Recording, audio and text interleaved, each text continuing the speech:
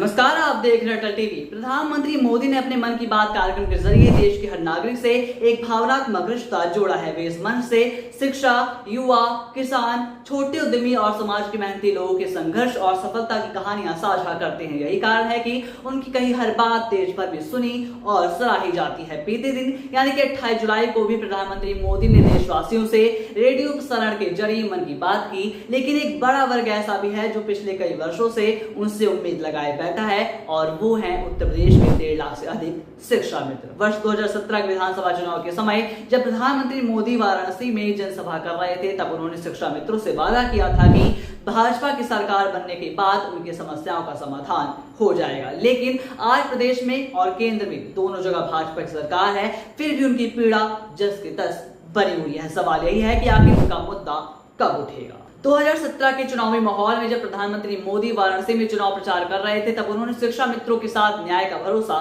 दिलाया था। उन्होंने कहा था कि भाजपा की सरकार बनने के बाद शिक्षा मित्रों की मांगों पर गंभीरता से विचार किया जाएगा।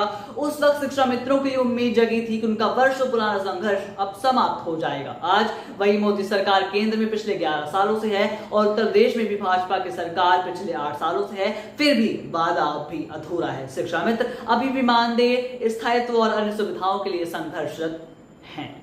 मैंने सुना था कि हमारे उत्तर प्रदेश के एक शिक्षा मित्र ने आत्महत्या की। एक बार कोर्ट का ऑर्डर आने दीजिए, उत्तर प्रदेश सरकार क्या कहना चाहती है उसको देख करके जरा सुने, मैं भी समझने का प्रयास करूंगा और उत्तर प्रदेश सरकार से मुझे जो भी बात करनी होगी उसको मैं करने की जिम्मेवारी लेता हूं।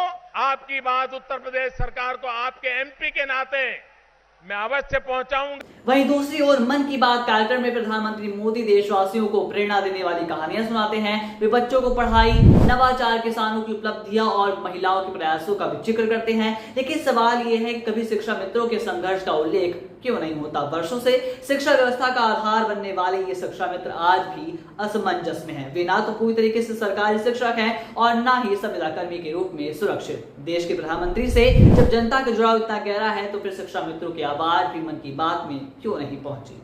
उत्तर प्रदेश में करीब 1.5 लाख से अधिक शिक्षा मित्र आज भी अपनी मांगों को लेकर आंदोलनरत हैं। उनकी प्रमुख मांगे हैं स्थायी नियुक्ति, मानदेय में वृद्धि और भविष्य की सुरक्षा। वे शिक्षा कार्य में लंबे समय से योगदान दे रहे हैं, फिर भी उन्हें पर्याप्त सम्मान और अधिकार अभी भी नहीं मिल पाया। सरकार की तरफ से कई बार आश्वासन मिले हैं, लेकिन जमीनी स्तर पर कोई भी ठोस निर्णय नहीं हुआ। यही कारण है कि शिक्षा मित्रों में निराशा और भी ज्यादा बढ़ती जा रही है। वे मानते हैं कि जब प्रधानमंत्री मोदी ने स्वयं वादा किया था, तो फिर उस पर अमल क्यों नहीं किया गया। प्रदेश के मुख्यमंत्री योगी आदित्यनाथ ने भी वादा किया था कि हम शिक्षा मित्रों को लेकर गंभीर हैं और उनकी गंभीरता से उनके समाधान को पूरा करेंगे, फिर भी उनके हित में अब तक कोई फैसला क्यों नहीं सुनाया गया।